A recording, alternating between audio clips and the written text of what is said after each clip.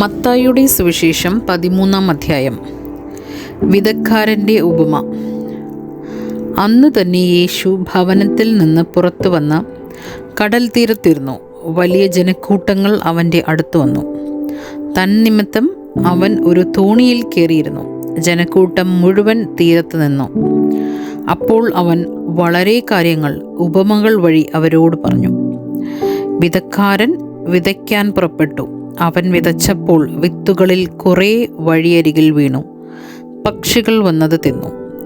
ചിലത് മണ്ണ് അധികമില്ലാത്ത പാറമേൽ വീണു. മണ്ണിന് ആഴമില്ലാതിരുന്നതിനാൽ അത് പെട്ടെന്ന് മുളച്ചു പൊങ്ങി. സൂര്യനുദിച്ചപ്പോൾ അത് വെയിലേറ്റു വാടുകയും വേരില്ലാതിരുന്നതിനാൽ കരിഞ്ഞു പോവുകയും ചെയ്തു. വേറെ ചിലത് മുൾച്ചെടികൾക്കിടയിൽ വീണു. മുൾച്ചെടികൾ വളർന്ന് അതിനെ ഞെരുക്കിക്കളഞ്ഞു. മറ്റു ചിലത് നല്ല നിലത്ത് വീണു. അത് 100 മേനിയും 60 മേനിയും 30 മേനിയും വിളവ് നൽകി. ചെവിയുള്ളവൻ കേൾക്കട്ടെ. ഉപമകളുടെ ഉദ്ദേശം. അപ്പോൾ ശിഷ്യന്മാർ അടുത്തെത്തി അവനോട് ചോദിച്ചു, നീ അവരോട് ഉപമകൾ വഴി സംസാരിക്കുന്നത് എന്തുകൊണ്ട്?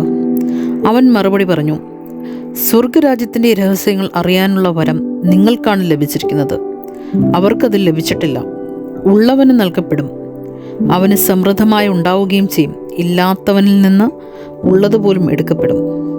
അതുകൊണ്ടാണ് ഞാൻ അവരോട് ഉപമകൾ വഴി സംസാരിക്കുന്നത്. കാരണം അവർ കണ്ടിട്ടും കാണുന്നില്ല, കേട്ടിട്ടും കേൾക്കുന്നില്ല, ഗ്രഹിക്കുന്നുമില്ല. യേശയ്യായുടെ പ്രവചനം അവരിൽ പൂർത്തിയായിരിക്കുന്നു.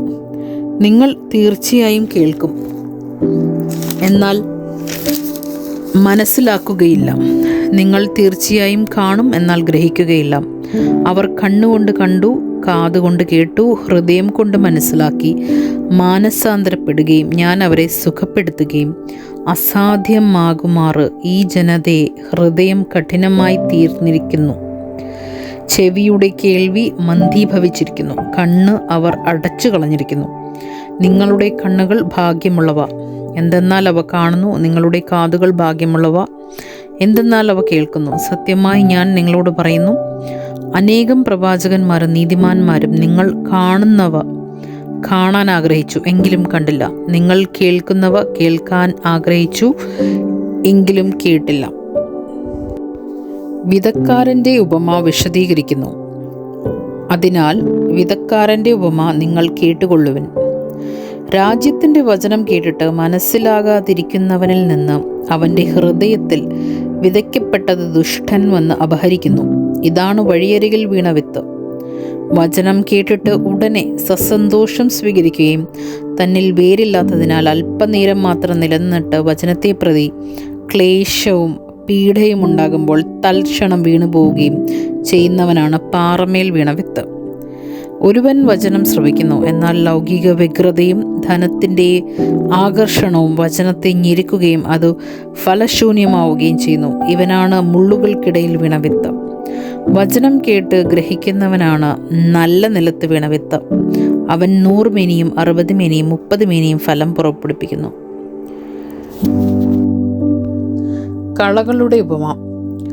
മറ്റൊരു ഉപമ അവൻ അവരോട് പറഞ്ഞു. ഒരുവൻ വയലിൽ നല്ല വിത്ത് വിതയ്ക്കുന്നതിനോട് സ്വർഗരാജ്യത്തെ ഉപമിക്കാം. ആളുകൾ ഉറക്കമായപ്പോൾ അവൻ്റെ ശത്രു വന്ന് ഗോതമ്പിനടിയിൽ കള വിതച്ചിട്ട് കടന്നു കളഞ്ഞു. ചെടികൾ വളർന്ന് കതിരായപ്പോൾ കളകളും പ്രത്യക്ഷപ്പെട്ടു. വേലക്കാർ ചെന്ന് വീട്ടുടമസ്ഥനോട് ചോദിച്ചു, യജമാനെ, നീ വയലിൽ നല്ല വിത്തല്ലേ വിതച്ചത്? പിന്നെ കളകൾ ഉണ്ടായത് എവിടെ നിന്ന്? അവൻ പറഞ്ഞു, ശത്രുവാണിത് ചെയ്തത്. വേലക്കാർ ചോദിച്ചു, ഞങ്ങൾ പോയി കളകൾ പറിച്ചു കൂട്ടട്ടെ? അവൻ പറഞ്ഞു, വേണ്ട. കളകൾ പറിച്ചെടുക്കുമ്പോൾ അവയോടൊപ്പം ഗോതമ്പ് ചെടികളും നിങ്ങൾ പിഴുത് കളഞ്ഞെന്ന് വരും. കൊയ്ത്തുവരെ അവ രണ്ടും ഒരുമിച്ച് വളരട്ടെ. കൊയ്ത്ത് കാലത്ത് ഞാൻ കൊയ്ത്തുകാരോട് പറയും, ആദ്യമേ കളകൾ ശേഖരിച്ച് തീയിൽ ചുട്ട് കളയുവാൻ അവ കെട്ടുകളാക്കി വയ്ക്കുവൻ. ഗോതമ്പ് എൻ്റെ ധാന്യപ്പുരയിൽ സംഭരിക്കുവൻ. കടുകുമണിയുടെയും പുളിമാവിൻ്റെയും ഉപമ. വേറൊരു ഉപമ അവൻ അവരോട് പറഞ്ഞു. സ്വർഗരാജ്യം ഒരുവൻ വയലിൽ പാകിയ കടുകുമണിക്ക് സദൃശ്യം. അത് എല്ലാ വിത്തിനേക്കാൾ ചെറുതാണ്. എന്നാൽ വളർന്നു കഴിയുമ്പോൾ അത് മറ്റ് ചെടികളേക്കാൾ വലുതായി ആകാശപ്പറവുകൾ വന്ന് അതിൻ്റെ ശിഖരങ്ങളിൽ ചേക്കേറാൻ തക്കവിധം മരമായിത്തീരുന്നു. മറ്റൊരു ഉപമ അവൻ അവരോട് അരുൾ ചെയ്തു. 3 ഇടങ്ങഴി മാവിൽ അത് പുളിക്കുവോളം ഒരു സ്ത്രീ ചേർത്ത പുളിപ്പിന് സദൃശ്യമാണ് സ്വർഗരാജ്യം. ഇതെല്ലാം യേശു ഉപമകൾ വഴി ആണ് ജനക്കൂട്ടത്തോട് അരുൾ ചെയ്തത്. ഉപമകളിലൂടെയല്ലാതെ അവൻ ഒന്നും അവരോട് പറഞ്ഞിരുന്നില്ല. ഞാൻ ഉപമകൾ വഴി സംസാരിക്കും, ലോകസ്ഥാപനം മുതൽ നിഗൂഢമായിരുന്നവ ഞാൻ പ്രസ്താവിക്കും എന്ന പ്രവാചക വചനം പൂർത്തിയാകാനായിരുന്നു ഇത്. കളകളുടെ ഉപമ വിശദീകരണം. ജനക്കൂട്ടത്തെ പറഞ്ഞയച്ചിട്ട് അവൻ വീട്ടിലേക്ക് വന്നു. ശിഷ്യന്മാർ അവൻ്റെ അടുത്ത് വന്ന് അപേക്ഷിച്ചു, വയലിലെ കളകളെ സംബന്ധിക്കുന്ന ഉപമ ഞങ്ങൾക്ക് വിശദീകരിച്ച് തന്നാലും. അവൻ ഉത്തരം പറഞ്ഞു, നല്ല വിത്ത് വിതയ്ക്കുന്നവൻ മനുഷ്യപുത്രനാണ്. വയൽ ലോകവും നല്ല വിത്ത് രാജ്യത്തിൻ്റെ പുത്രന്മാരും കളകൾ ദുഷ്ടൻ്റെ പുത്രന്മാരും ആണ്. അവ വിതച്ച ശത്രു പിശാചാണ്. കൊയ്ത്ത് യുഗാന്തമാണ്. കൊയ്ത്തുകാർ ദൈവദൂതന്മാരും. കളകൾ ശേഖരിച്ച് അഗ്നിക്കിരയാക്കുന്നത് എങ്ങനെയോ അങ്ങനെ തന്നെ യുഗാന്തത്തിലും സംഭവിക്കും. മനുഷ്യപുത്രൻ തൻ്റെ ദൂതന്മാരെ അയക്കുകയും അവർ അവൻ്റെ രാജ്യത്തിൽ നിന്ന് എല്ലാ പാപഹേതുക്കളെയും തിന്മ പ്രവർത്തിക്കുന്നവരെയും ഒരുമിച്ച് കൂട്ടി അഗ്നികുണ്ഡത്തിലേക്ക് എറിയുകയും ചെയ്യും. അവിടെ വിലാപവും പല്ലുകടിയുമായിരിക്കും. അപ്പോൾ നീതിമാന്മാർ തങ്ങളുടെ പിതാവിൻ്റെ രാജ്യത്തിൽ സൂര്യനെ പോലെ പ്രശോഭിക്കും.